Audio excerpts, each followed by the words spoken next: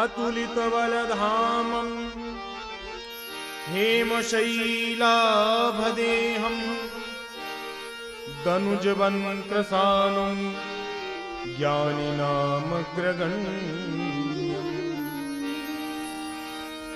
सकलगुणनिधानं वानराणामधीशम् रघुपतिप्रियभक्तं वातजातं नमामि।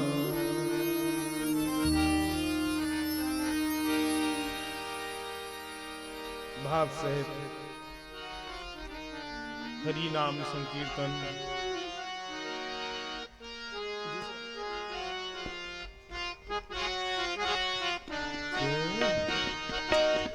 जय जय श्यामा जय जय श्याम जय जय श्री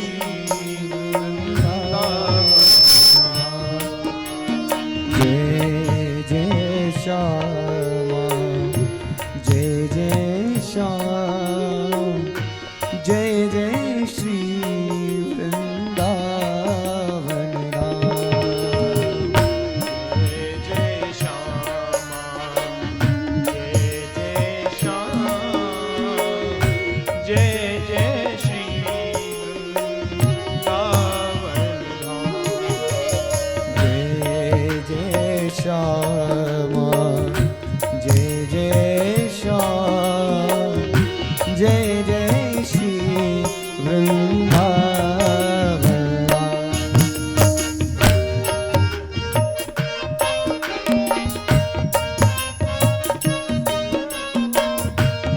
जय जय श्यामा जय जय श्याम जय जय श्यामा जय जय श्याम जय जय श्यामा जय जय श्याम जय जय श्यामा जय जय श्याम जय जय श्री वृंदावन धाम।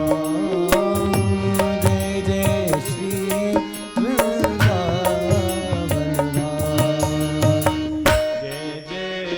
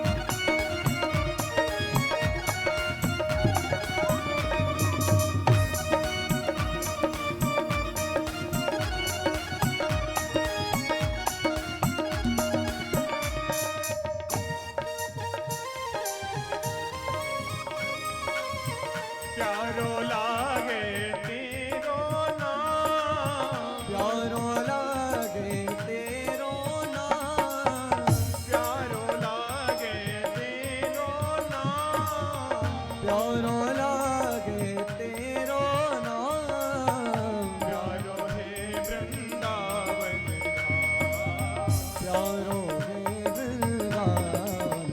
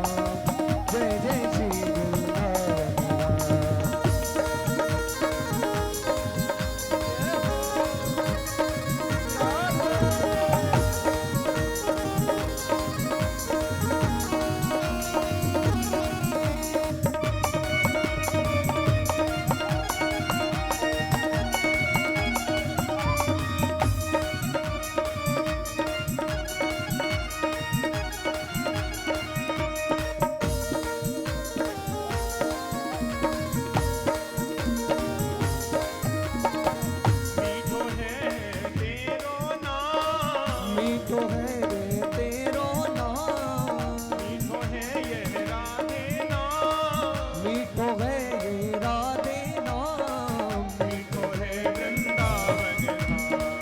मीठो है वृंदावन धाम, मीठो है वृंदावन धाम। जय जय राधा जय जय श्याम जय जय श्री वृंदावन धाम। जय जय श्यामा जय जय श्याम, जय जय श्री वृंदावन धाम। जय जय श्यामा जय जय श्याम, जय जय श्री वृंदावन धाम। जय जय श्यामा जय जय श्याम, जय जय श्री वृंदावन धाम।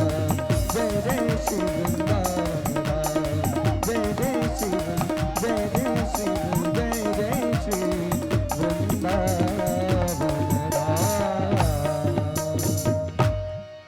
बोली श्री वृंदावन बिहारी लाल की बोलो कृष्ण कन्हैया लाल की जय, राघवेंद्र सरकार की जय श्री राधा कृष्ण भगवान की जय, श्री द्वारिकाधीश भगवान की जय श्री हनुमान जी महाराज की जय।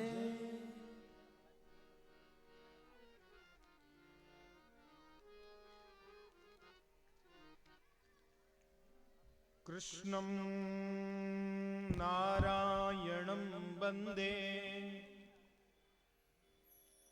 कृष्णं वन्दे व्रजप्रियम्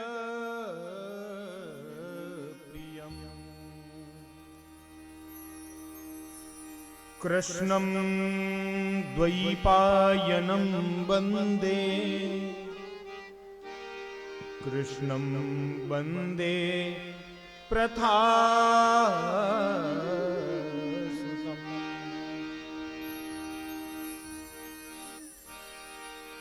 परम स्नेही बंधुओं,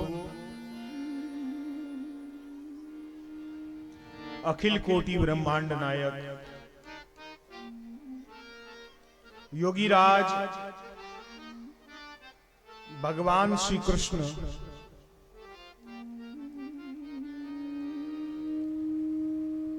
जिनकी कृपा से श्रीमद् भागवत कथा का यह दिव्य मंगलमयी यज्ञ आज से प्रारंभ हो रहा है।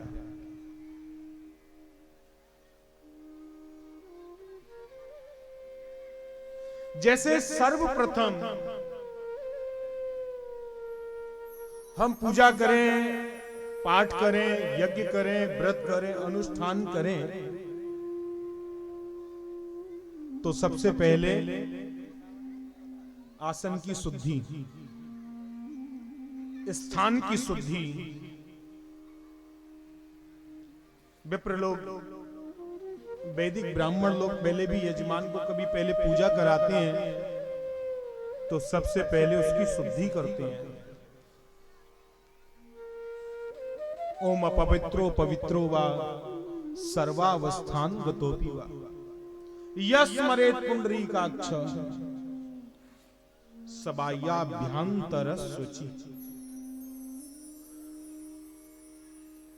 शुद्धि करते हैं क्यों? बोले ये पवित्र हो जाए। बाह्य माने बाहर के, और आंतरिक जो काम क्रोध लोभ मोह के विकार हैं उनसे भी ये शुद्ध हो, तब भगवान के कार्य में बैठे हैं। और सबसे ज्यादा शुद्धि किससे मिलती है? गंगा जी से। गंगा तो अविरल धारा है, गंगा पवित्र कर दिया करती है। लोग कहते हैं बोले पाप भी हो गया तो गंगा जी नहाया हो।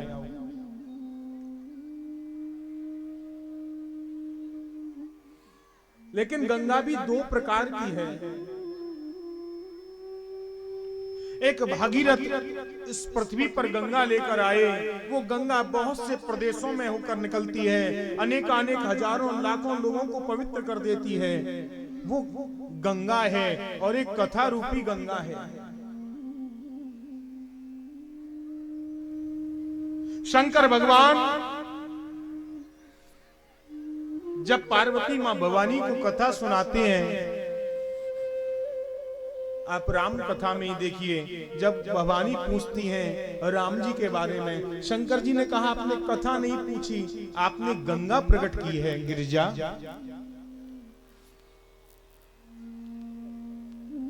पूछे रघुपति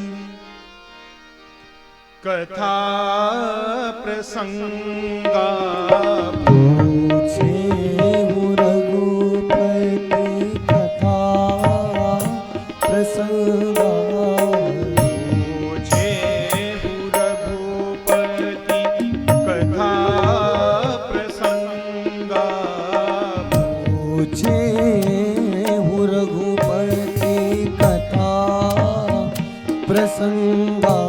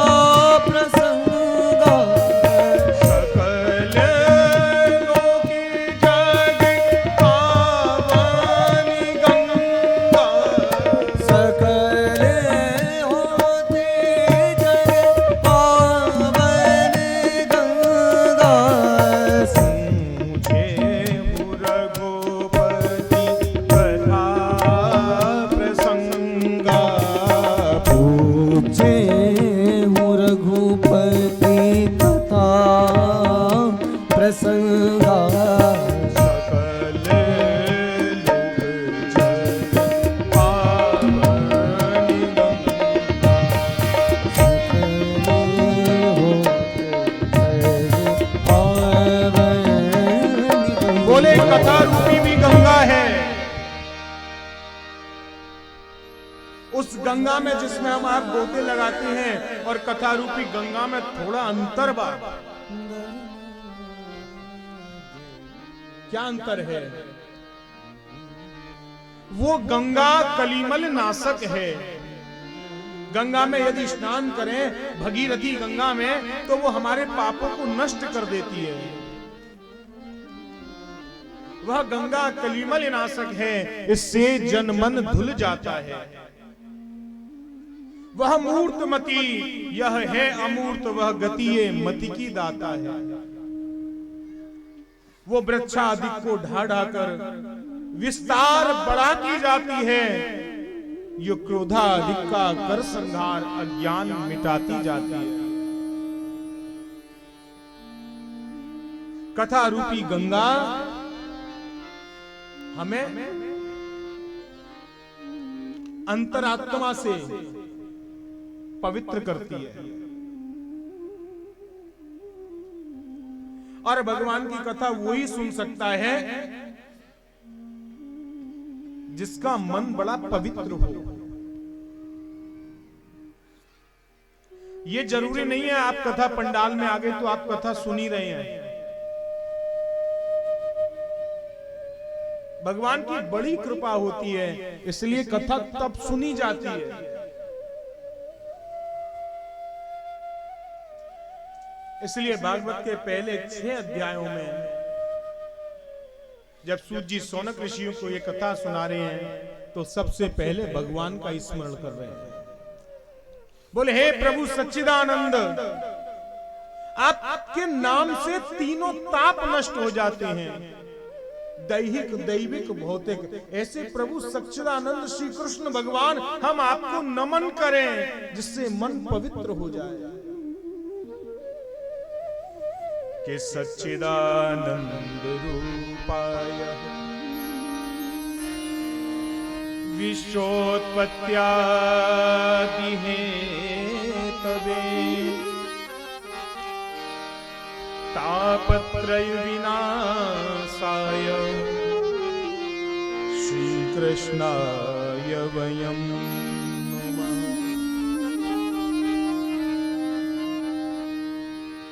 सच्चिदानंद रूपाय विश्वोत्पत्त्यादि हेतवे, हे प्रभु सच्चिदानंद आनंद घन प्रभु श्री श्याम,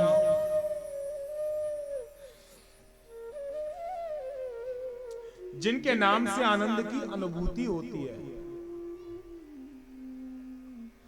ऐसे सच्चिदानंद भगवान जो तीनों तापों को नष्ट करते हैं, ऐसे श्री कृष्ण भगवान को हम और आप प्रणाम करें। बोलिए श्री कृष्ण चंद्र भगवान की जय हो।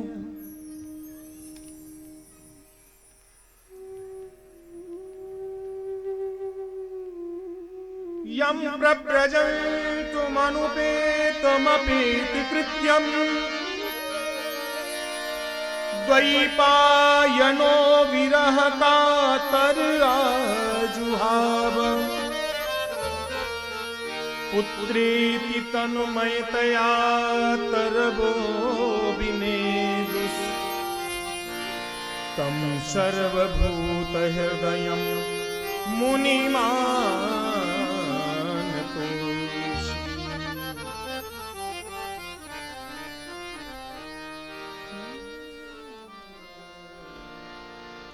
यं प्रव्रजन्तमनुपेतमपेत कृत्यम्, जो सुखदेव जी जन्म लेते ही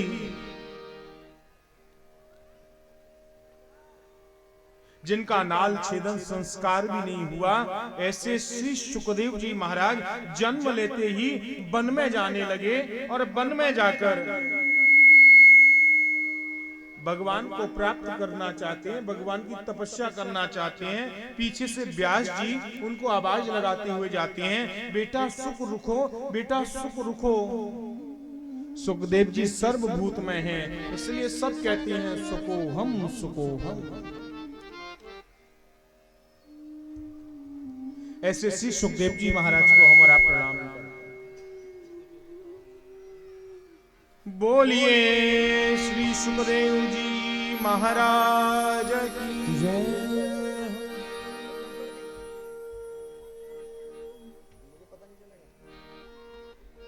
श्रीमद् भागवत की यह अविरल कथा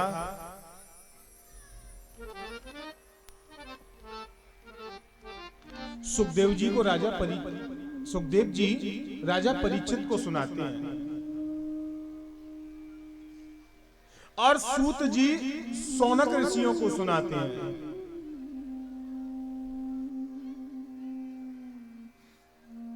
शंकर भगवान ये कथा मां भवानी पार्वती जी को सुनाते हैं। मैत्रेय ऋषि विदुर जी को सुनाते हैं। ये भागवत कथा प्रारंभ कहां से हुई और क्यों सौनक ऋषि सूत जी से ही प्रश्न करते हैं? आप सत्यनारायण भगवान की कथा भी पढ़ते हो तो उसमें एक बात आती है,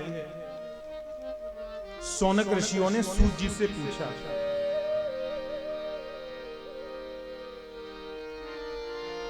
क्या सूत जी पर इतना समय था कि सौनक ऋषियों के प्रश्नों का उत्तर देते रहते थे? और जहां भी आप पढ़ते हैं एक ही बात आती है, नैमिषारण्य में।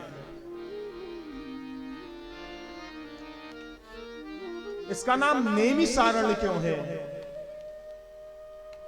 4 अरण्य हैं। अरण्य कहते हैं वन को, जंगल को।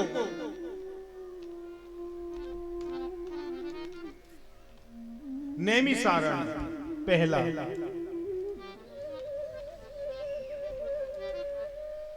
88,000 सौनकादिक ऋषि मिलकर नारायण के पास जाते हैं, बोले हे प्रभु हमें आपकी कथा सुननी है। तो नारायण भगवान ने कहा सुनिए। बोले ऐसे नहीं, आप कोई स्थान बताइए। जब कथा करानी होती है तो सबसे पहले सोचते हैं कहां कराएं कथा, किस स्थान पर कराएं, उसकी क्या व्यवस्था हो सकती है।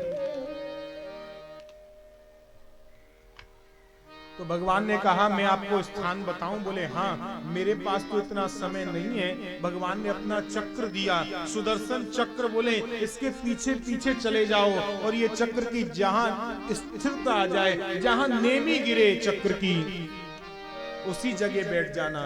और चक्र की जहां नेमी स्थापित हुई है वो स्थान है नैमिषारण्य।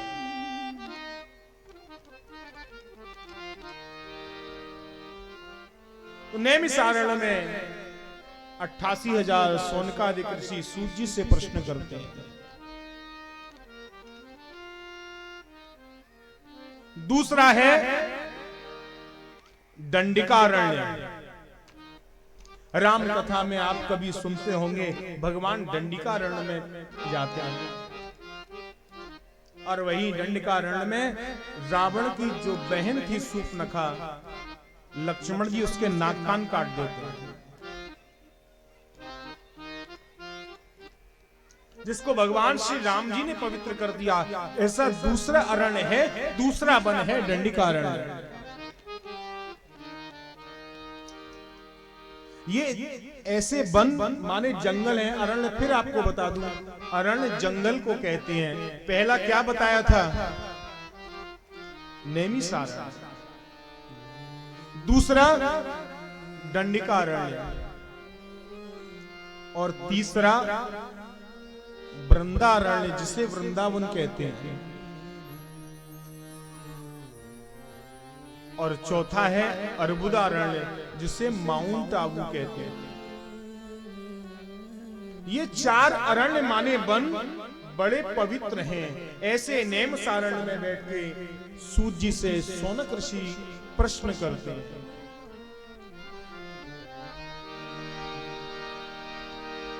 अज्ञान ध्वांत विध्वंस कोटि सूर्य समा,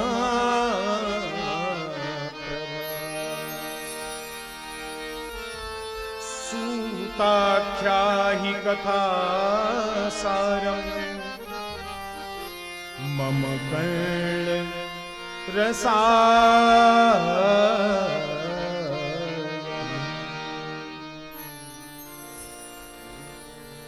हे सूत जी, आप हमें भगवान की कथा सुनाइए, क्योंकि आपका ज्ञान करोड़ों सूर्यों के समान है। कैसी कथा सुननी है? मम कर्ण रसायनम, जो कानों को बड़ी प्रिय लगती हो, ऐसी दिव्याति दिव्य भगवान श्री कृष्ण की कथा सुनाइए। कैसे लोगों के हृदय में भक्ति विराजमान हो, ऐसी कथा सुनाइए। भगवान आपको सब कुछ दे सकते हैं, लेकिन अपनी भक्ति भगवान नहीं देते हैं। ये क्या कह गए हम कि भगवान अपनी भक्ति नहीं देते? नहीं, भगवान आपको धन दे देंगे, यश, वैभव, विजय, कीर्ति, आयु, आरोग्य, लक्ष्मी सब मिल जा सकता है, लेकिन भक्ति तभी मिल सकती है जब आप भगवान से मांगो, या भगवान उदारता से अपनी भक्ति दे दे।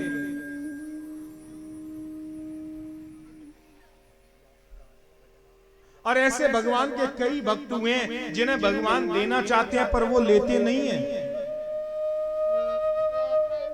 विदुर जी के यहां भगवान जाते हैं, एक दिन भोजन करते हैं, लेकिन विदुर जी को भगवान देना चाहते थे, विदुर जी ने लिया नहीं। राम कथा में आप देखिए, प्रभु श्री राम केवट को मुद्रिका देते हैं, लेकिन केवट लेता नहीं है। बहुत कीन करुणायतन नहीं कछु केवट ले। तो जो भगवान से कभी लेते नहीं है, ऐसे व्यक्तियों को भगवान अपनी निज भक्ति देते हैं। ऐसे भी भगवान के भक्त हैं, वो ये नहीं जानते वरदान क्या चीज है। उन्हें नहीं पता, केवल एक ही प्रेम है, मेरे कृष्ण मेरे हैं। तो आप हमें वो भक्ति की बातें बताइए। तो सूत जी शौनक ऋषियों को जो बातें बता रहे हैं, वो वृंदावन से ये कथा प्रारंभ होती है।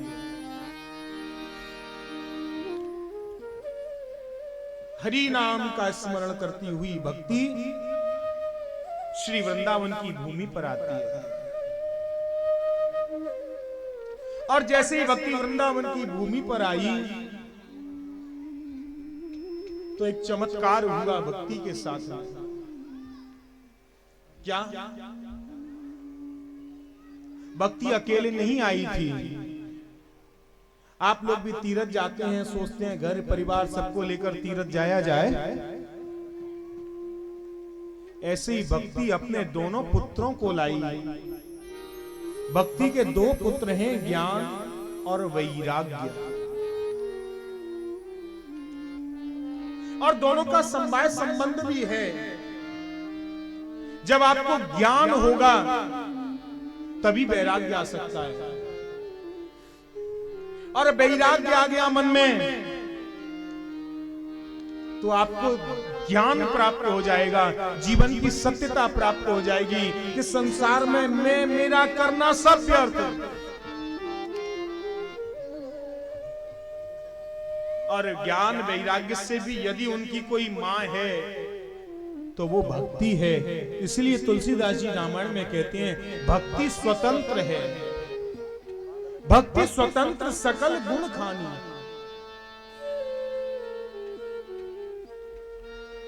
भक्ति वृंदावन में अपने पुत्रों को लेकर आई। भक्ति वृद्ध थी और पुत्र युवा थे, जवान थे, लेकिन वृंदावन में आते ही भक्ति जवान हुई और पुत्र वृद्ध हुए। बिल्कुल उल्टा हो गया।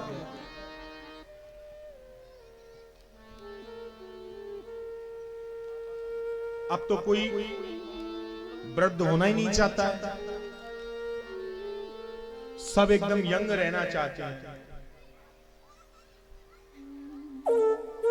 पहले बुढ़ापे की भी स्थिति का ज्ञान कैसे पड़ता था, ये बूढ़े हो गए।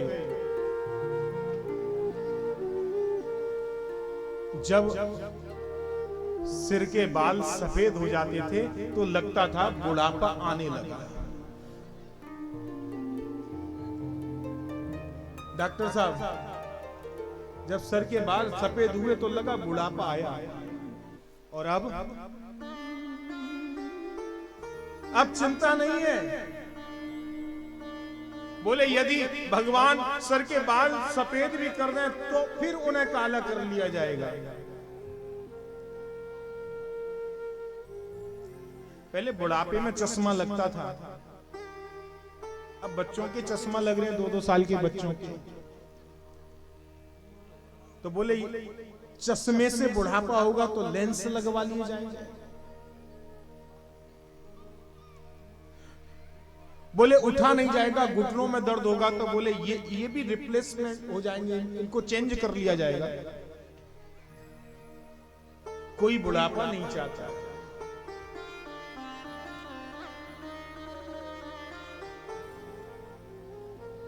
इंग्लैंड की रानी जब अपनी आखिरी सांस ले रही थी, उसे यम के दूत दिखे। बोले तुम कौन हो? बोले हम तो सबसे इंपोर्टेंट हैं, हम तो हमेशा आते हैं।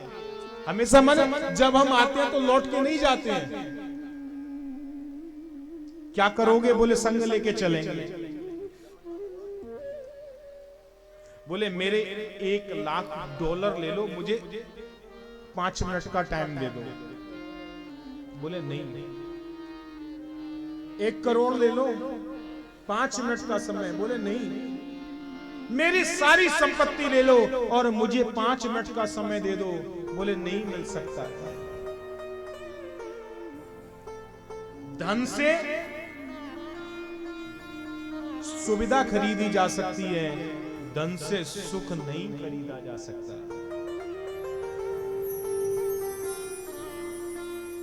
अब भक्ति तो देखिए भगवान को अति प्रिय है। भक्ति की ऐसी स्थिति देखी तो भक्ति व्याकुल हो गई। लोगों को जवानी में सबसे ज्यादा आनंद आता है, लेकिन पहली बार ऐसा हुआ भक्ति जवान हुई और जवान होने के बाद दुख हुआ। क्यों? बोले इसलिए दुख हुआ कि उसके जो बेटे थे वो तो वृद्ध हो गए, उल्टा हो गया। और भक्ति जवान हो गई। सोच रही थी क्या करें। उसी समय देवर्षि नारद निकल के जा रहे थे। भक्ति ने कहा सुनो बाबा, रुकिए। कौन हो तुम? नारद जी पूछते तुम कौन हो? भक्ति पहले कहती है महाराज। भक्ति अपना परिचय देती है, मेरा नाम भक्ति है। अहम भक्ति ख्याता इमौ में तनयौ मतौ ज्ञान वैराग्य नामानौ काल योगे नजर। मेरा नाम भक्ति है और ये दोनों जो वृद्ध लेटे हुए हैं, जो सो रहे हैं, ये मेरे पुत्र हैं।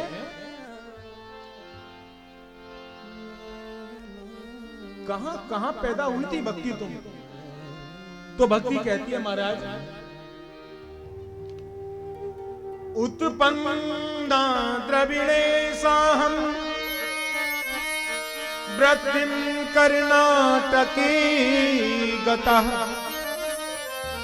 क्वचित् क्वचिन् महाराष्ट्रे गुर्जरे जीर्णतां गतः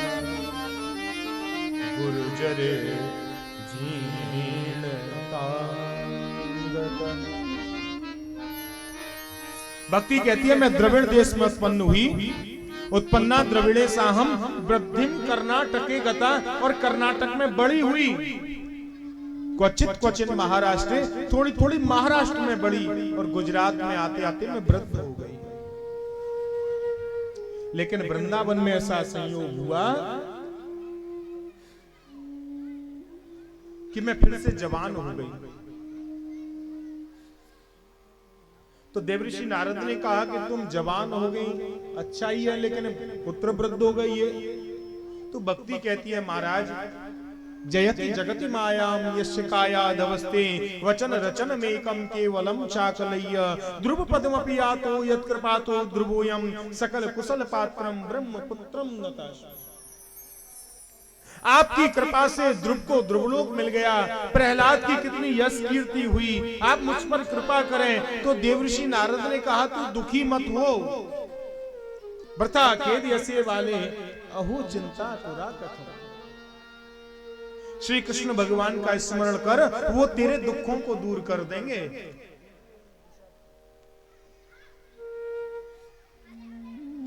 नारद जी ने वेद सुनाए, वेदांत गीता सब कुछ सुनाया। वेद वेदांत घोषैश्च गीता पाठे। लेकिन ज्ञान वैराग्य जब नहीं उठे, आकाशवाणी हुई, नारद ये जब उठेंगे जब कोई सत्कर्म करोगे आप, और सत्कर्म तुम्हें संत बताएंगे। सत्कर्म क्या वेद वेदांत नहीं है? ये भी है, संत बताएंगे। अब नारद जी से बड़ा कौन संत हो सकता है? संतों के पास नारद जी जाते हैं, लेकिन कहीं किसी से कोई जब हल नहीं मिला, सोचा तपस्या करूं, तो बद्रीनाथ की भूमि पर 4 महात्मा मिले नारद जी को।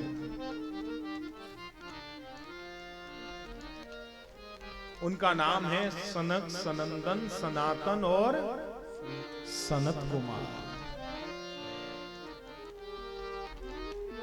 नारद जी ने जैसे ही सनकादिकों को देखा, प्रणाम किया। सनकादिक शरीर पर कोई वस्त्र नहीं पहनते हैं, क्यों? बोले दिशा ही जिनके वस्त्र हैं।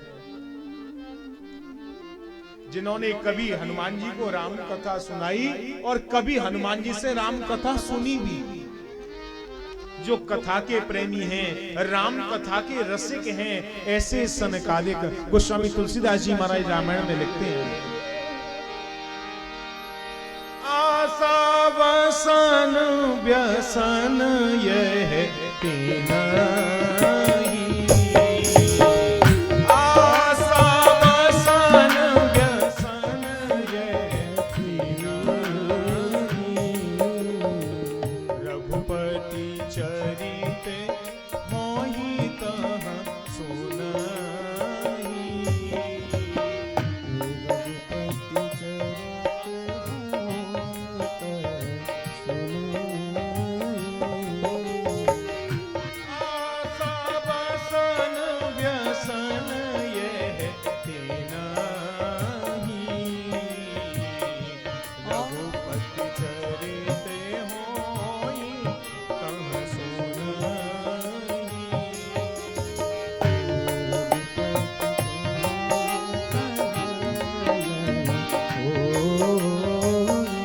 सनकादिकों को शौक भगवान की कथा का है।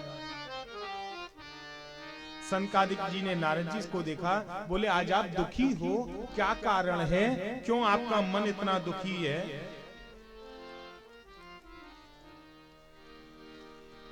नारद जी का चेहरा हमेशा, जो मुखारविंद था, हमेशा प्रसन्न रहता था।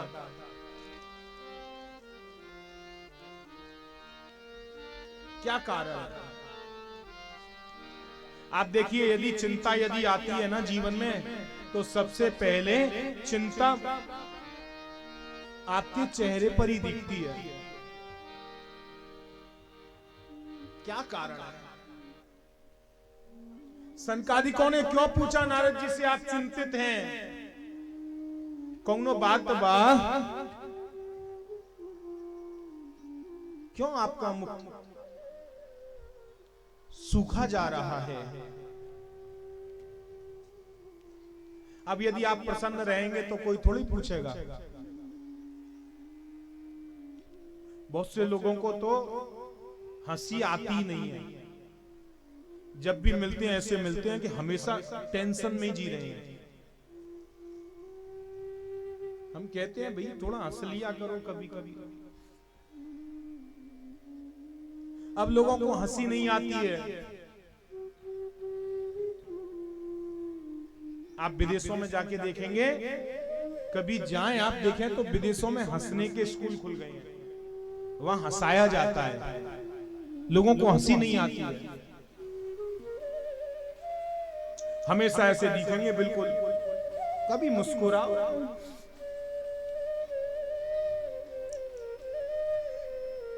एक बार हम विदेश यात्रा से लौट रहे थे, दिल्ली एयरपोर्ट जैसे ही उतरे, सामने एक सेंटेंस लिखा हुआ था, मुस्कुराइए आप भारत में हैं, प्रसन्न रहिए। भारत का गौरव क्या था कि भारत के ऋषि मुनि संत सब प्रसन्न रहा करते थे। और आज नारद जी का मुख दुखी हुआ तो सनकादिक पूछते हैं क्या कारण है। सनकादिकों को सारी बात नारद जी ने बताई। तो सनकादिक कहते हैं इसका एक ही उपाय है। क्या? श्रीमद् भागवत की कथा सुनाओ। ज्ञान वैराग्य उठ के खड़े हो जाएंगे, युवा हो जाएंगे। बोले आप पहले कथा सुनाइए। सनकादिकों ने गंगा द्वार समीपे तू तटमानंद नामकम, गंगा के द्वार पर, हरिद्वार नहीं कहा, गंगा का द्वार,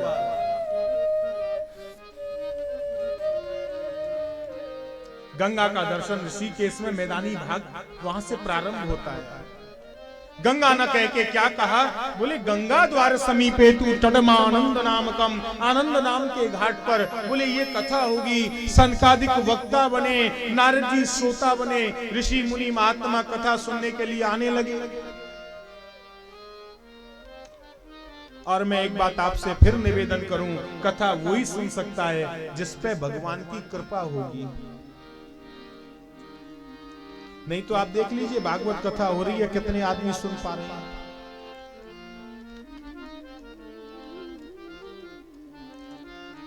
अति हरि कृपा जाय पर होई, पांव दे यही मार्ग सोई। इस मार्ग में वही आ सकता है जिस पर भगवान कृपा करते हैं। बहुत से आदमी तो कथा पंडाल में आने के बाद भी कथा नहीं सुन पाते। कोई लाइटिंग को ही देखता है, कोई स्टेज को देख के चला जाता है, कोई जानकारी लेता है। कथा कौन? भगवान की कथा जिस पर कृपा हो वो ही सुन सके। इसलिए कहते हैं भागवत की कथा बड़ी दुर्लभ है। ऋषि मुनि महात्मा भृगु वशिष्ठ चमन गौतम वेदातिथि जमदग्नि भरद्वाज सब कथा सुनने के लिए आ रहे हैं। नारद जी बैठे हुए श्रोता बन के और सनकादिक कथा सुना रहे हैं। भगवान की कथा है भी बड़ी पवित्र पावन, और भगवान जिस पर कृपा करते हैं वही सुन सके। ये कथा प्रारंभ हुई, उसी समय सनकादिक कथा सुना रहे थे, भगवान प्रकट हो गए। बोलिए कृष्ण कन्हैया लाल की जय हो। और जैसे ही कृष्ण भगवान प्रकट हुए, भक्तों ने भगवान को प्रणाम किया। भक्ति भी श्री कृष्ण गोविंद हरे मुरारे नाथेति नामानि गाती हुई भक्ति आई। श्री कृष्ण गोविंद हरे मुरारे हे नाथ नारायण वासुदेव। श्री कृष्ण गोविंद हरे मुरारी, हे नाथ नारायण वासुदेव। गोविंद हरे मुरारी हे नाथ नारायण वासुदेव। श्री कृष्ण गोविंद हरे मुरारी, हे नाथ नारायण वासुदेव।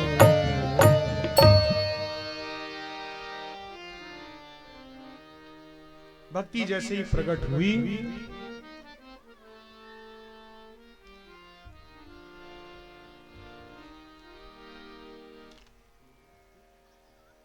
और भक्ति को देखकर भगवान के भक्त भी प्रसन्न हुए।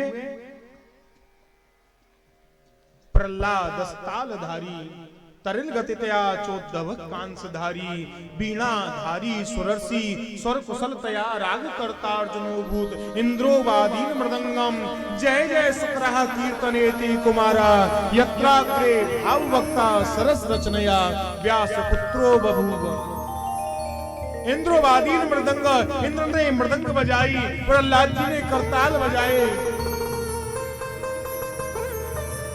और जो कुछ नहीं बजाना जानते थे वो जय जयकार करने लगे, और सबने एकदम से भगवान की जयकार लगाई है। बोलो कृष्ण कन्हैया लाल की जय। भगवान बोले वरदान मांगो। बोले जब जब आपका ऐसे ही कीर्तन हो आप प्रकट हो जाया करिए। भक्ति का दुख दूर हुआ।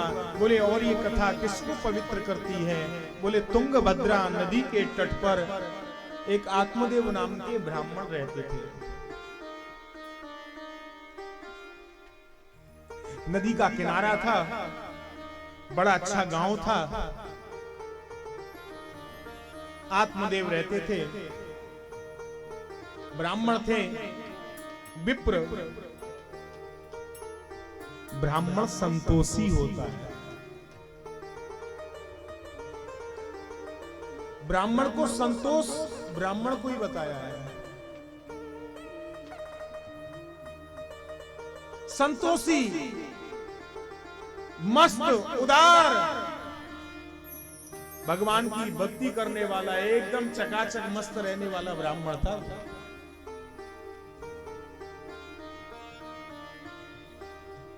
लेकिन ध्यान रखना मेरे भाई बहन, सबके जीवन में कोई ना कोई दुख जरूर है। संपन्नता बहुत है, लेकिन घर में कोई पुत्र नहीं है। लोग क्यों पुत्र चाहते हैं? नाम तो बेटियों से भी बढ़ सकता है,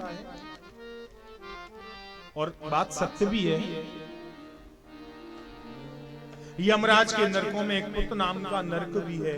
जब बेटा तलांजलि देता है तो उस नरक से मुक्ति भी मिलती है। पीछे से जो ठोक रहे हैं इसको बंद कर दें, पूरी स्टेज डिस्टर्ब हो रहा है, इसको बंद कर दें बिल्कुल।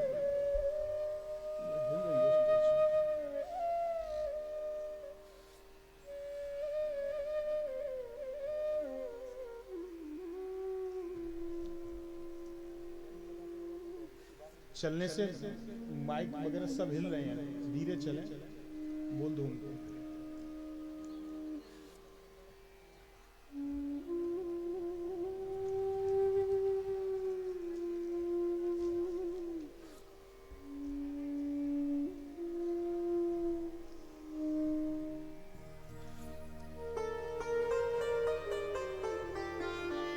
तो आत्मदेव के यहां दुख क्या था? केवल पुत्र नहीं था, लेकिन उसको कोई चिंता नहीं थी इस बात की। एक दिन अपने पूर्वजों को अमावस्या के दिन पीपल के वृक्ष के नीचे खड़ा होकर जल दे रहा था। सामने पूर्वज आ गए। आत्मदेव तुम हमें जल देते हो ना, तुम हमें जल तृप्तता के लिए देते हो, शीतलता के लिए देते हो, लेकिन बेटा तेरा दिया हुआ जल हमें खोलता हुआ गर्म मिलता है, वो हमें पीना पड़ता है। जिस दिन तू हमें जल अर्पण करता है, श्राद्ध करता है, उस दिन हम रोते हैं। क्यों? श्राद्ध से तो मोक्ष की प्राप्ति होती है। बोले नहीं, हम सोचते हैं कि तेरे बाद अब स्कूल में कोई श्राद्ध करने वाला नहीं है हमारा, ये वंश यहीं समाप्त हो जाएगा। आत्मदेव ने कहा मैं जब भी विचार करता हूं, जिस गाय को मैं पालता हूं उसको कभी बछड़ा नहीं होता है, बंध्या गाय हो जाती है। जिस वृक्ष को लगाता हूं ना, वो पेड़ कभी पुष्प और फल नहीं देता है, सूख जाता है। दुखी हुआ आत्मदेव, पूर्वज को कह के चले गए। घर में आया, पत्नी भी बड़ी विचित्र थी, जिसका नाम धुंधली है।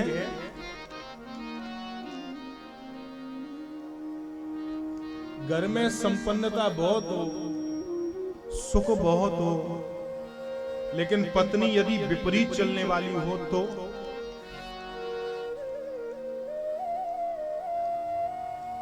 और पत्नी अच्छी चलने वाली हो, पति विपरीत चले तो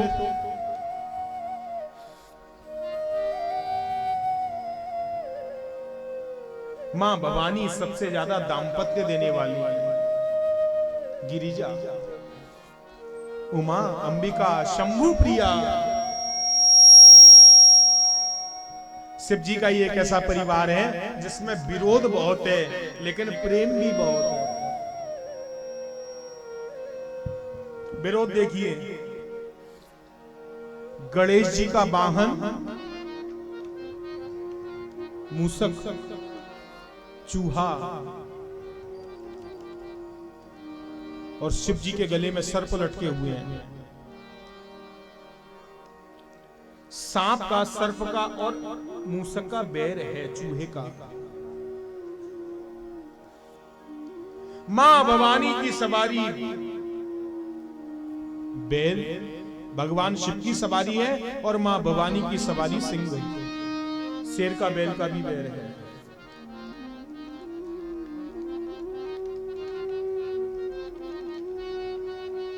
स्वामी कार्तिकेय भगवान शिव के प्रथम ज्येष्ठ पुत्र स्वामी कार्तिकेय, उनकी सवारी, उनका वाहन मयूर, और मयूर का सर्प का बैर है।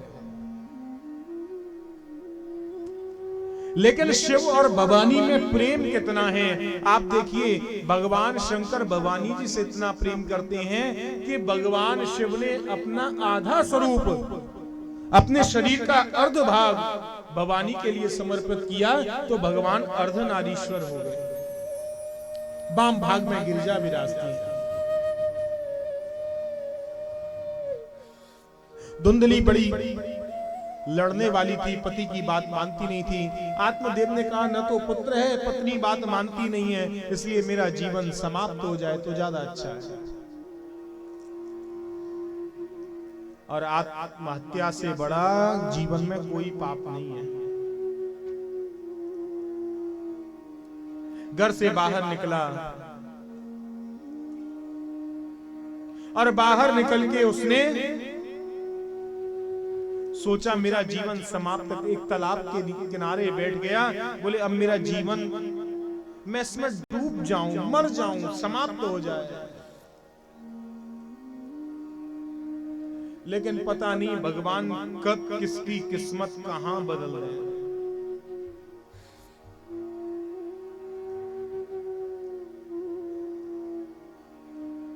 मरना चाहता था, लेकिन मरने से पहले विचार कर रहा है।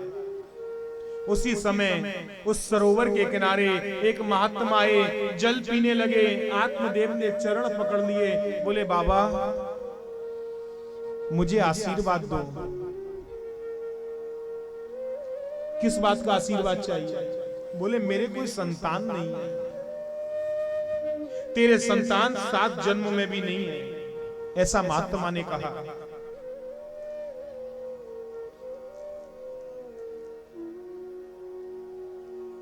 संत के पैर पकड़ लिए, बोले बाबा या तो आप हमें आशीर्वाद दिए, नहीं आपके आगे ही अभी अपना जीवन समाप्त करता हूं।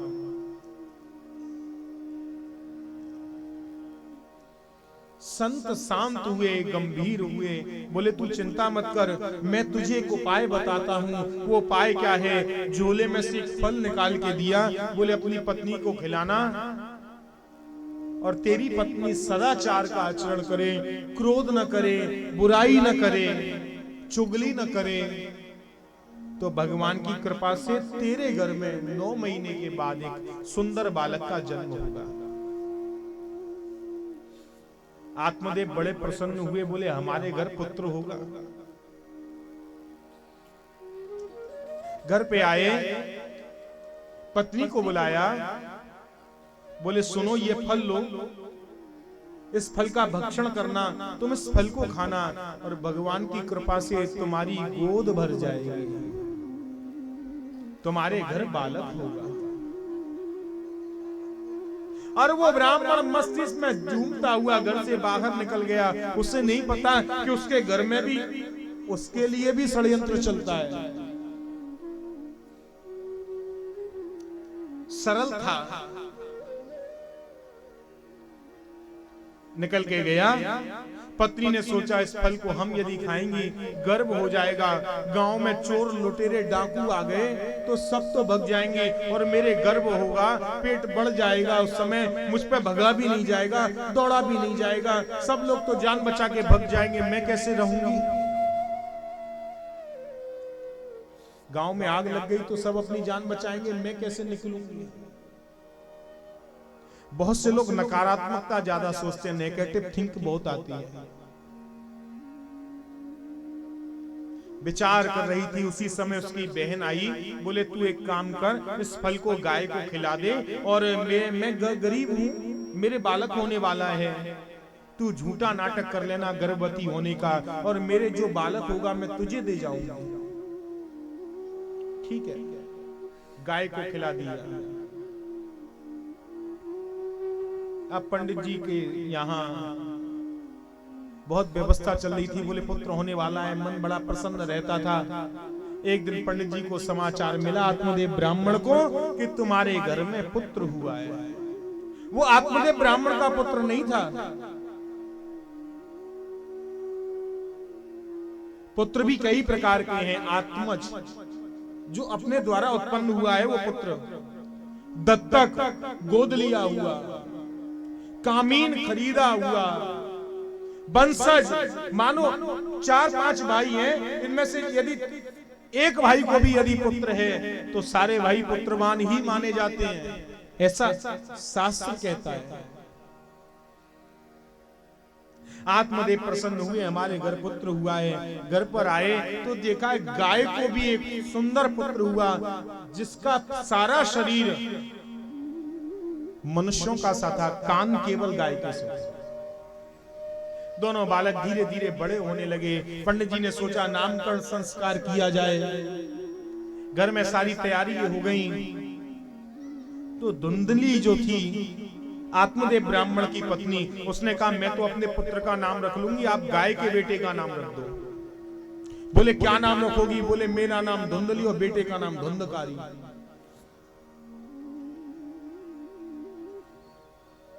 ब्राह्मण बोला ये नाम सही नहीं है, अच्छा नाम रखो, कुछ भगवान के नाम पर रख ले, तेरा उद्धार हो जाएगा। बोले आप अपना ज्ञान अपने पास रखिए, हमने जो नाम रख दिया वही सही है। ठीक है, गाय के पुत्र का नाम गोकर्ण रखा गया।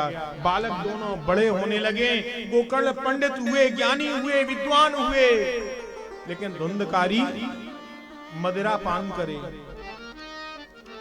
गांव में बालक यदि खेल रहे हो तो कुएं में धक्का दे दे उनको। सब हस्ते न भोजन, मृतक शरीर पर जो उसके हाथ पर पिंड रखे जाते थे उसको भी खा जाता था। वो वैश्यागामी था, ऐसी कोई बुराई नहीं थी जो धुंधकारी में नहीं थी। अभी इससे पहले आत्मदेव ब्राह्मण इसलिए अपना जीवन समाप्त करना चाहते थे कि उनके कोई पुत्र नहीं था। अब इसलिए सोच रहे हैं पुत्र तो हुआ लेकिन कुपात्र हुआ, हे भगवान इससे अच्छा तो आप मेरे को बेटा ही नहीं देते। गांव में रोज शिकायत आती है, आज आपका बेटा हमारे बालक को कुएं में फेंक गया, आज उसको ऐसे चोट मार गया, आज इस तरीके से परेशान कर गया, आज हमारे घर में चोरी कर गया। आत्मदेव ब्राह्मण दुखी हुए। उसी समय गोकर्ण जी ज्ञान देते हैं, देहेस्तिमान् सुरुधरे भिमतिं त्यजत्वम् जाया सुतादिषु सदा ममतां विमुञ्च।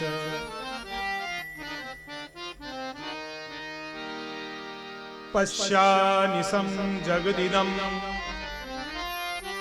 क्षणभंगुनिष्ठ वैराग्यराग रसिको भवभक्तनिष्ठ। गोकर्ण नाथ जी पिताजी को समझा रहे हैं, पिताजी आप किसके लिए चिंता कर रहे हैं? लोग कहते हैं ये शरीर मेरा, ये धन मेरा, ये हड्डी अस्थि मात्र का ये शरीर है। देहेस्तिमान् सुरुधरे भिमतिं त्यजत्वम्। शरीर जो सुंदरता दिखती है भीतर से देखा जाए तो, कभी अपना ही एक्सरे फोटो देख लो तो आप कहोगे कि आप भीतर।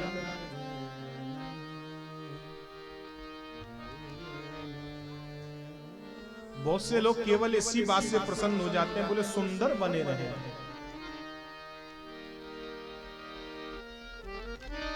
किसी की चाल सुंदर हो सकती है, किसी का बोलना सुंदर होता है, किसी का हंसना सुंदर होता है, किसी का देखना सुंदर होता है, किसी का चलना सुंदर होता है, किसी का शरीर सुंदर होता है, किसी का मुखारविंद सुंदर होता है। लेकिन सर्वांग सुंदर तो केवल भगवान ही है। आइए भगवान के उस भजन का स्मरण करें, मन चल रे वृंदावन धाम।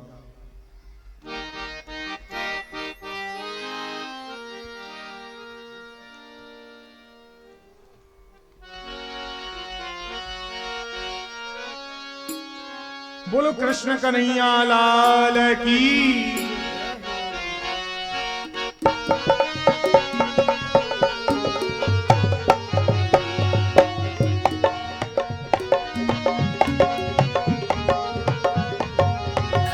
मन चल रे वृंदावन धाम, राधे राधे गाएंगे। मन चल रे वृंदावन धाम, राधे राधे गाएंगे। मन चल रे वृंदावन धाम, राधे राधे गाएंगे। मन चल रे वृंदावन धाम, राधे राधे गाएंगे। ताली बजाइए। आपको भगवान के भजन से कोई परहेज तो नहीं ना है? वो तो नहीं बजाइए। झूमते हुए राधा रानी सरकार की।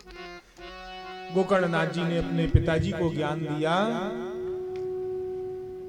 धर्मम भजस्य सततम त्यजलोक धर्म। वैराग्य का ज्ञान दिया, मन में वैराग्य आया। बोले बेटा क्या करूं? बोले घर छोड़ दीजिए। और जैसे ही घर छोड़ने की बात कही, घर से बाहर निकले, भागवत के 10वें स्कंद का पाठ किया। भागवत में 12 स्कंद हैं, 12 स्कंद हैं, 335 अध्याय। बोले 10वें स्कंद का पाठ करते करते एक दिन मोक्ष की प्राप्ति हुई। अब गोकर्णनाथ जी तो बिल्कुल शांत रहने वाले थे। बाहर तीर्थ यात्रा में जाने की सोच रहे थे। धुंधकाली ने माता से कहा कि पिताजी धन बहुत छोड़ गए हैं, धन बताओ कहां रखा है। बोले मुझे नहीं पता। तो धुंधकारी मां से कहता है, या तो मुझे धन बताओ अन्यथा मैं तुम्हें ठीक कर दूंगा। बोले कल प्रातःकाल होते ही मैं तुझे बताऊंगी धन कहां रखा है।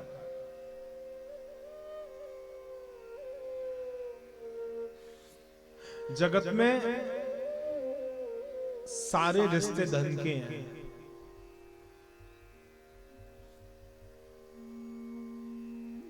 लेकिन एक ऐसा रिश्ता है जिसका धन से मतलब नहीं है।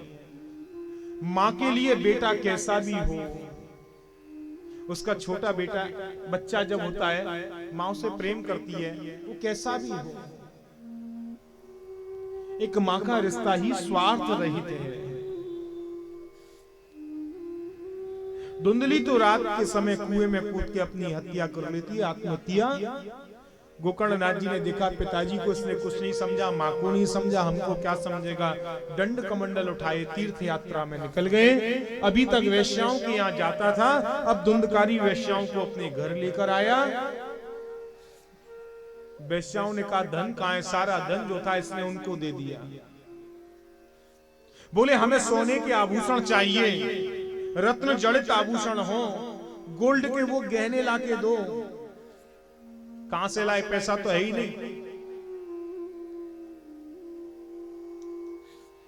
एक राजा के यहां चोरी की, चोरी करके वहां से सोने के आभूषण लेके आया, वो गहने लेके आया, लाके वेश्याओं को दिया। बोले अब तो प्रसन्न हो। उन्होंने सोचा वेश्याओं ने ये चोरी करके लाया है, राजा के सिपाही इसको कल को पकड़ेंगे, ये पकड़ा जाएगा, हमारा भी नाम बताएगा, ये तो मरेगा, हमको भी ले डूबेगा, हमको भी मरवा देगा। इसलिए एक काम करते हैं, हम इसको क्यों न मार दें। इसकी गर्दन से रस्से को खींचकर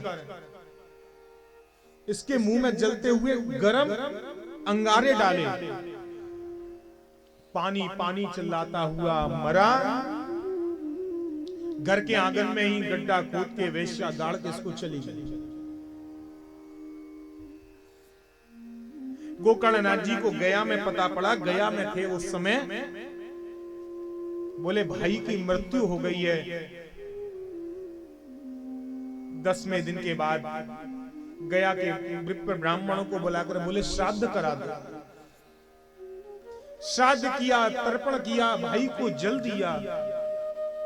लौट के गांव आए कुछ समय के बाद। रात्रि का समय, घर में कुछ नहीं बचा हुआ था। जमीन पर एक आसन बिछाकर गोकर्णनाथ जी रात्रि को सोए। उसी समय घर में तेज हवा चली। कभी उनको ऐसा लगे कि बाहर दरवाजे पर राजा खड़ा हुआ है, कभी कोई रोता हुआ सुनाई दे।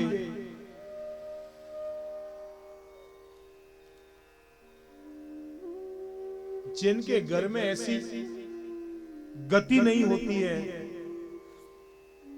रात्रि के समय ऐसा लगता है कोई दरवाजे पर खड़ा है, समझ लो घर की शुद्धि नहीं है। रात को ऐसा लगता है कुछ आवाज दे रहा है। गोकर्णनाथ जी को ये सब हुआ कभी कोई हाथी के रूप में दिखे, कभी कोई मेढ़ा के रूप में दिखे। गोकर्णनाथ जी ने कमंडल में से जल लिया, छींटे लगाए। तुम कौन हो? बोले कौन हो? अहम भ्राता त्वदीयोऽस्मि धुंधकारीति नामतः स्वकीयेनैव दोषेण ब्रह्मत्वं नाशितं मया। मैं तुम्हारा भाई धुंधकारी हूं। अहम भ्राता त्वदीयोऽस्मि, मैं तेरा भाई हूं। कौन? धुंधकारी। तू ऐसे कैसे, प्रेत कैसे बन गया? प्रेत भी छोटा होता है, पहले भूत प्रेत पिशाच, और उनसे भी बड़ा यदि कोई होता है तो ब्रह्म राक्षस। बोले मेरी कोई कैटेगरी नहीं है, मैं बहुत बड़ा हूं। कुगति को प्राप्त हो गया। क्यों? बोले मैंने गलत कार्य किए, मुझे ये प्रेत की योनि मिली है, मुझे मुक्त कर। मैं कैसा भी हूं तो तेरा भाई। और ध्यान रखना, घर में यदि पहले पूर्वजों में यदि किसी की जवान मृत्यु हो जाती है तो वो 12 साल तक प्रतीक्षा करता है घर वालों की, ये मेरे मुक्ति के लिए कुछ उपाय कर दें। कोई एक्सीडेंट से मर जाए, जहर खा के मर जाए, फांसी लगा के मर जाए, सांप के खाने से मर जाए, नदी में डूब के मर जाए, इन्हें अकाल मृत्यु कहते हैं। ऐसी घर परिवार में यदि कोई मृत्यु हो जाए परिवार में भी, तो 12 साल तक प्रतीक्षा करता है, वेट करता है कि भाई मैं प्रतीक्षा कर रहा हूं, मुझे मुक्त करो, मेरी मुक्ति करो। और जब मुक्ति नहीं कोई करता है उसके लिए, तो फिर वो घर वालों को ही सताता है। अहम भ्राता त्वदीयोऽस्मि, ऐसा कह के धुंधकारी रो दिया। गोकर्णनाथ जी ने कहा तू रो नहीं, तू इस समय जा, लेकिन जाते जाते एक बात बताता हुआ जा। मैंने तेरे लिए गया में श्राद्ध किया था, फिर भी तू प्रेत बन गया। धुंधकारी बोला मैंने इतने पाप किए हैं, गया में एक बार भी यदि क्या मेरा 100 बार भी श्राद्ध कर दो तो भी मैं मुक्त नहीं हो सकता। गया श्राद्ध सतेनापि मुक्तिर में न भविष्यति, मेरी मुक्ति नहीं हो सकती है। बोले तू जा इस समय, मैं कल जरूर तेरे लिए कुछ करूंगा।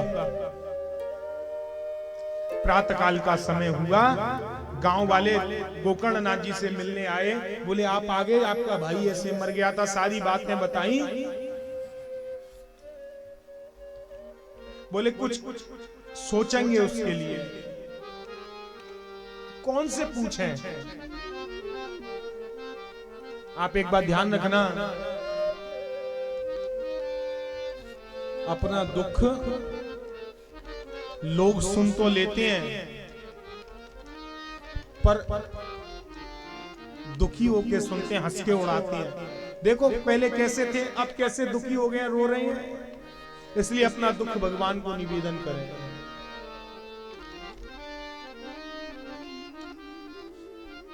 जल हाथ में लिया, सूर्य नारायण भगवान को अर्घ देना चाहते थे, सूर्य भगवान को रोका। बोले रुकिए, आप बहुत सालों से अर्घ दे रहा हूं, बहुत सालों से गायत्री की उपासना कर रहा हूं आपके सामने, रुकिए। सूर्य की गति कभी रुकती नहीं है, सूर्य की स्पीड रुकती नहीं है, लेकिन ब्रह्म के तेज से उस ब्राह्मण ने कहा मैं साधारण नहीं हूं, ब्राह्मणत्व का कर्म है मुझमें। सूर्य को रोक दिया। बोले क्यों रोक रहे हो मुझे, क्या कहना चाहते हो? बोले महाराज मेरा भाई प्रेत हो गया है, मैं आपकी उपासना करता हूं, मुझे बताओ कुछ। तो सूर्य भगवान ने कहा श्रीमद् भागवतान मुक्ति, तुम अपने भाई की मुक्ति चाहते हो ना, तो श्रीमद् भागवत कथा सुनाओ।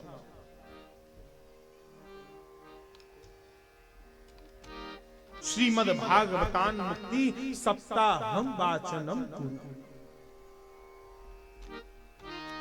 भागवत सुनाओ।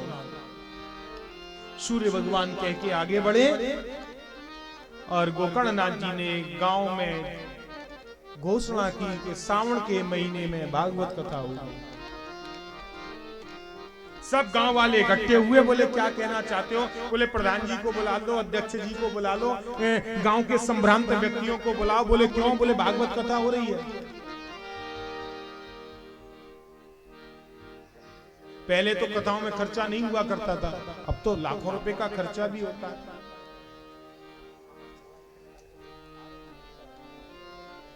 तो वो कथा सबके सहयोग से ही तो होती है।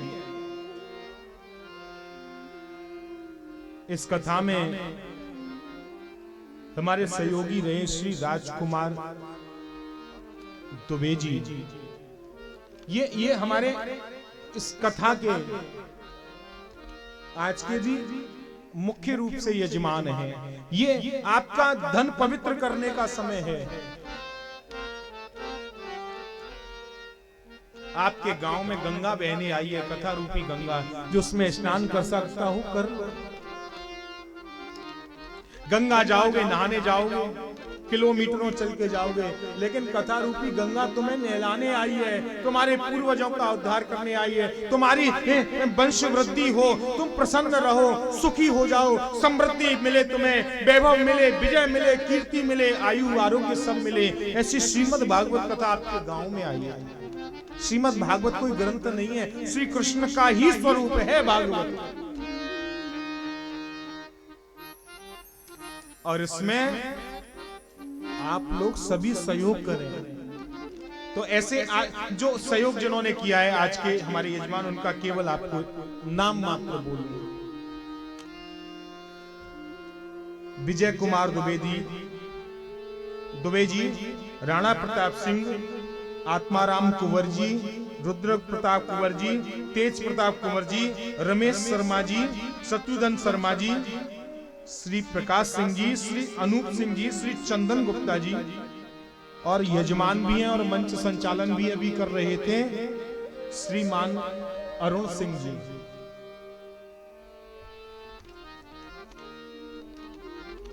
तीनों प्रकार से सेवा दे रहे हैं, तन से, मन से और धन से।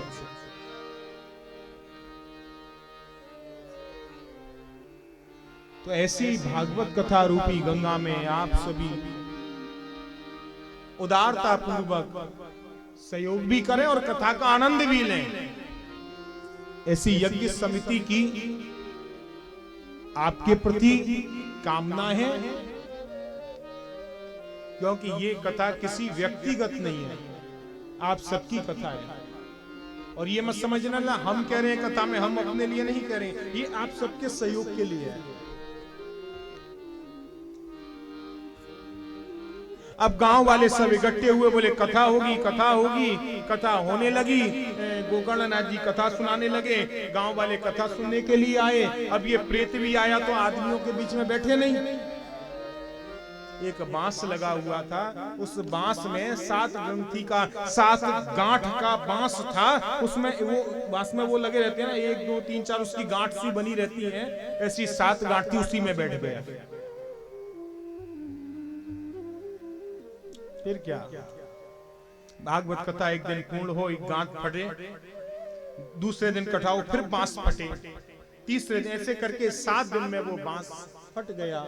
और उसमें से दिव्य एकदम चमचमाता हुआ, स्वच्छ धुले वस्त्र पहने हुए, पीतांबर धारण किए हुए, दिव्य माला पहने हुए, मस्तक पर चंदन लगा हुआ था, दिव्य यज्ञोपवीत संस्कार, यज्ञोपवीत उसके गले में था, पटका इत्यादि पहने हुए वो दिव्य निकला। बोले कौन हो? बोले धुंधकारी है, तुम इतने चमकने हो गए।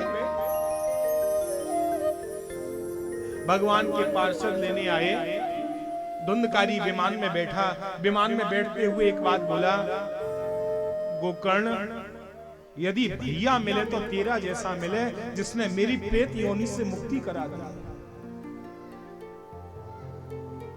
ये भारत का इतिहास है।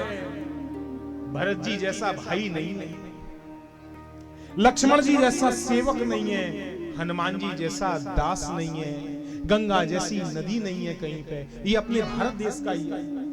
बोले जन्म जन्म हे गोकर्ण, तेरा जैसा भाई यदि सबको मिल जाए तो संसार में कोई दुखी नहीं रहे। मैंने मेरे लिए इतनी बात सोची। गोकर्ण जी बोले वो तो सब ठीक रहा, लेकिन भगवान के पार्षदों से कहा रुकिए, कथा तो सबने सुनी, विमान केवल इसके लिए क्यों? सबको विमान लाओ।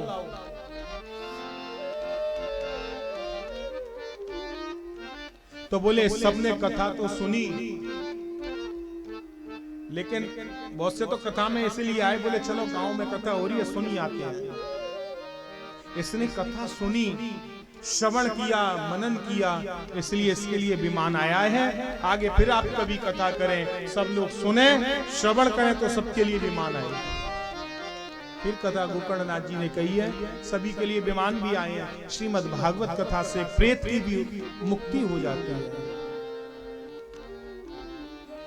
श्रीमद् भागवत कोई ग्रंथ नहीं है, कोई किताब नहीं है, ये साक्षात भगवान श्री कृष्ण हैं। जब भगवान अपने धाम को जा रहे थे तो उद्धव जी ने पूछा आप कहां जा रहे हैं? बोले उद्धव अब मैं अपने गोलोक धाम को जा रहा हूं। बोले हम दर्शन कैसे करेंगे आपका? बोले भागवत मेरा ही स्वरूप है।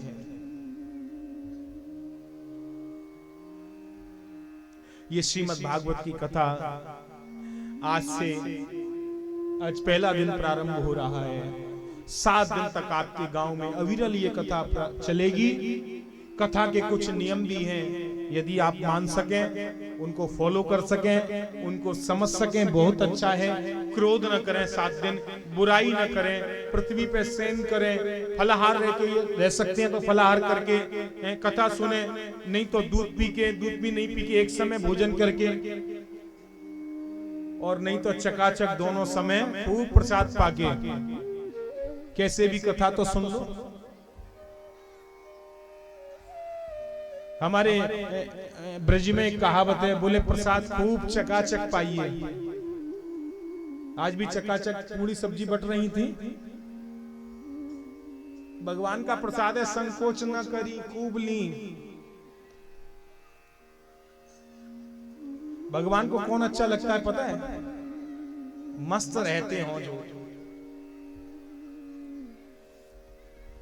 जितनी बार प्रसाद मिले ना उतनी बार पाना चाहिए, भगवान का प्रसाद है। अब आप एक बात बताइए, आपका बालक हो, बेटा हो, दुबला पतला सा हो, हमेशा रोता हुआ ही आपके पास आए, आपको कैसा लगेगा?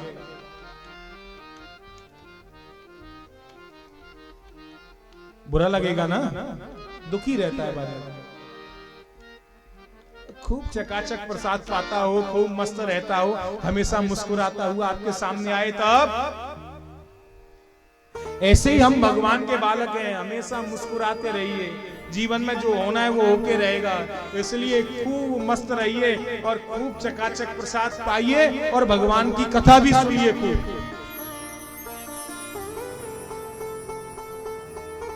बहुत भागवत के नियम है, जितना हो सके आप उनका पालन करें, बुराइयों को छोड़ें, मन में संकल्प लें। अब हमारे गांव में ये राम जानकी मंदिर के इस पवित्र प्यारे प्रांगण में भगवान की कथा हो रही है। हम अब भगवान की कथा सुनेंगे। 7 दिन भगवान की वाणी को, भगवान के स्वरूप का वर्णन जो भी होगा उसको हम सुने और सुन के उसका मनन करें, और 7 दिन के अंदर संकल्प लें हम अपने जीवन की कोई ना कोई एक बुराई, एक कमी 7 दिन के बाद हम छोड़ दें।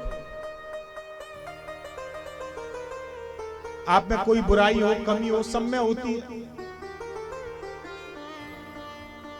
इसलिए भगवान कहते हैं तुम मुझे आत्मनिवेदन करो। और मैं तो कथा में बैठ के एक बात कहता हूं, भले ही लोगों को बुरी लगती हो, पता नहीं अच्छी लगती हो, भागवत कथा यदि आपके यहां आपके गांव में आई है, कृष्ण भगवान स्वयं वृंदावन से चल के आए हैं कथा के माध्यम से, आप में बुराई जो हो उनको छोड़िए। क्रोध बहुत करते हो, बुराई किसी की करते हो,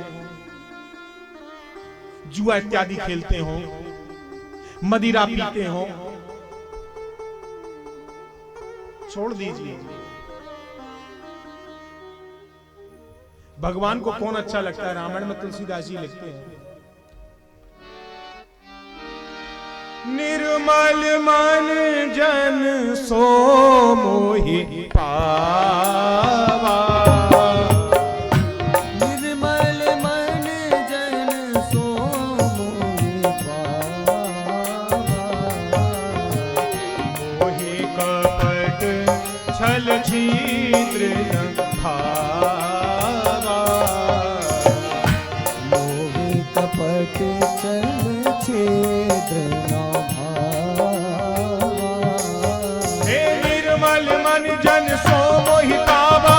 जय जय राजा राम हरे। निर्मल मन जन सो मोहि पावा। जय जय राजा राम हरे। मोहि कपट छल छिद्र न भावा। जय जय राजा राम हरे। मोहि कपट छल छिद्र न भावा। जय जय राजा राम हरे। जय राम हरे जय राम हरे हरे।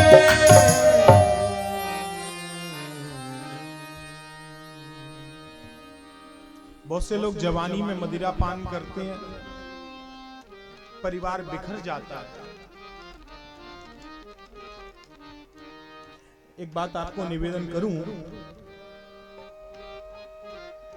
जवानी से बड़ा कोई नशा नहीं होता है। जवानी का एक अपने आप में नशा है। आप देखते ना, अरे जब ये जवान थे ना, जब बड़े ताकतवर थे, किसी को कुछ नहीं समझते थे। क्यों? बोले जवानी का नशा था। इसलिए नशे से भी मुक्त रहिए, मस्त रहिए, स्वस्थ रहिए, व्यस्त रहिए। ऐसी श्रीमद् भागवत की यह कथा आज यहां विराम, आज की कथा को हम यहाँ विराम करते हैं। कल से कथा का जो समय है वो दोपहर 2 बजे से, और हमारे मंच संचालक आपको बता ही देंगे, जैसा भी मेरे को पता है श्रीमान अरुण सिंह जी बताएंगे कल से कथा का समय। वैसे 2 से 6 बजे तक का समय रखा गया है। आइए भगवत नाम संकीर्तन करते हुए श्रीमद् भागवत कथा की आरती करेंगे।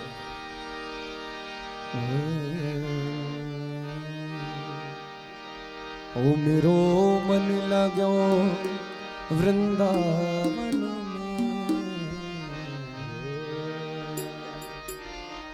गोविंद बोलो हरि गोपाल बोलो। गोविंद बोलो हरि गोपाल। गोविंद बोलो हरि गोपाल बोलो। बोलो हरि गोपाल बोलो। गोविंद बोलो हरि गोपाल बोलो। गोविंद बोलो हरि गोपाल बोलो। गोविंद बोलो हरि गोपाल बोलो। गोविंद बोलो हरि गोपाल बोलो। गोविंद बोलो हरि गोपाल बोलो। गोविंद बोलो हरि गोपाल बोलो। देखिए ऐसा है, भगवान के भजन कीर्तन में आप ताली नहीं बजाएंगे तो भजन कीर्तन नहीं सुनाएंगे, फिर आपको सीधी कथा सुनाएंगे। इसमें तो कुछ ताली बजाने में, झूमने में कुछ लग रहा है क्या? मस्ती से राधा रानी सरकार की।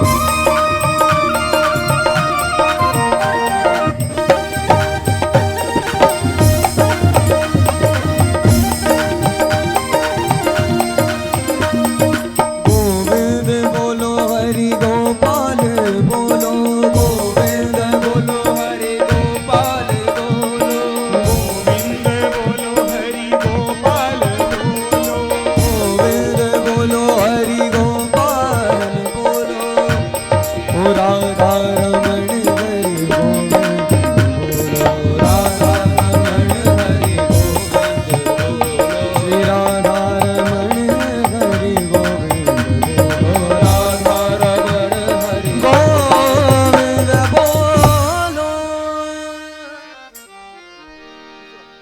बोलिए कृष्ण कन्हैया लाल की, बांके बिहारी लाल की, राधा रानी सरकार की, श्री द्वारिकाधीश भगवान की।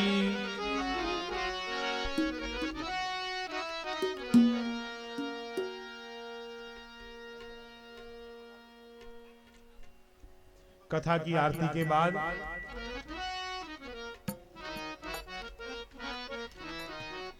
आपके सामने रासलीला प्रारंभ होगी। रासलीला से पूर्व नृत्य वगैरह का कार्यक्रम पहले होगा, उसके बाद रासलीला प्रारंभ होगी।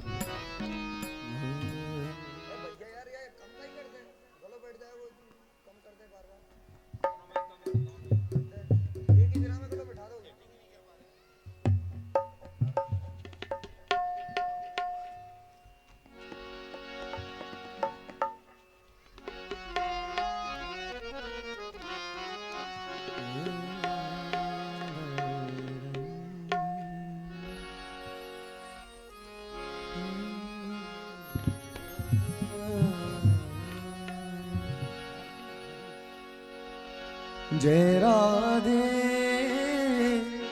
श्री राधे, राधे राधे पिया पिया। जय राधे श्री राधे, राधे राधे पिया पिया।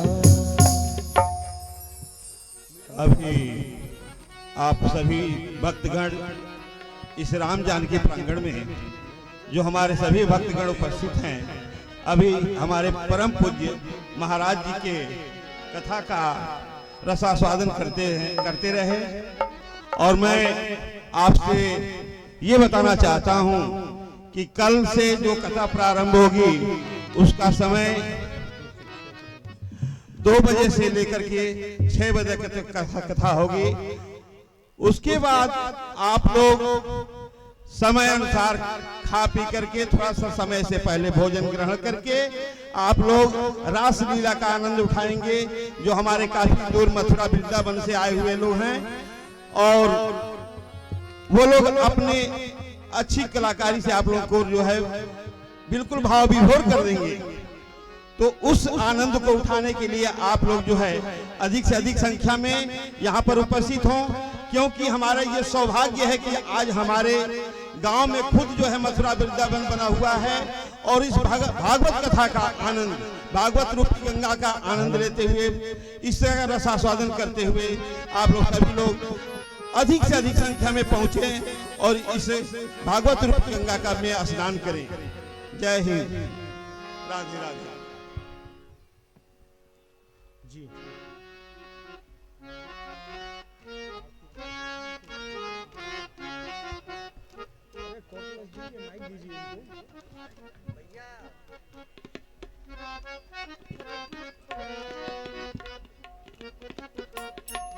हेलो हेलो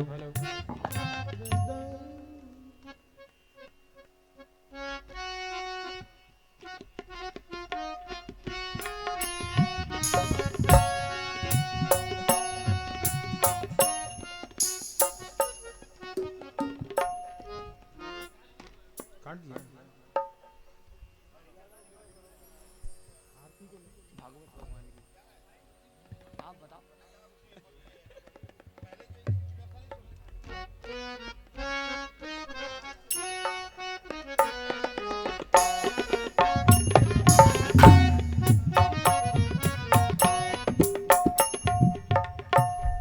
हम माननीय श्री राणा कुंवर जी कृपया मंच पे आए और उनके द्वारा जो है श्रीमद् भागवत का जो है आरती होगा आपके द्वारा। मंच पे पधारे आप। और हमारे कमेटी के जो भी लोग हैं सदस्य, जैसे राम प्रवेश जी, चंदेश्वर महाराज भाई और चंदन गुप्ता, राकेश जी, मोनू जी एवं चंद्र प्रताप और उनके अन्य साथीगण जिनका मैं नाम तो मुझे नहीं पता लग पा रहा है, लेकिन सभी लोग जो है आइए आप लोग मंच पर आपके द्वारा जो है कथा आरती शुरू की जाए। और डॉक्टर राजकुमार जी अगर मेरी आवाज सुन रहे हो तो आइए मंच पर भाई। मोहन जी, रणवीर कुंवर, आप सभी लोग मंच पर आइए।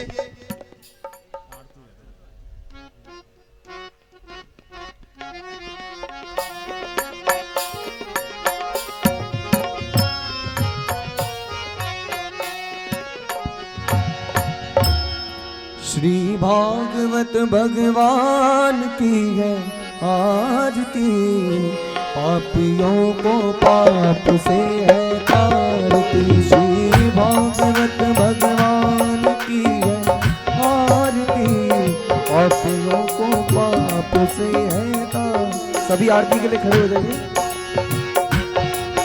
ये अमर ग्रंथ, ये मुक्ति पंथ, ये पंचम वेद निराला, नव ज्योत जगाने वाला।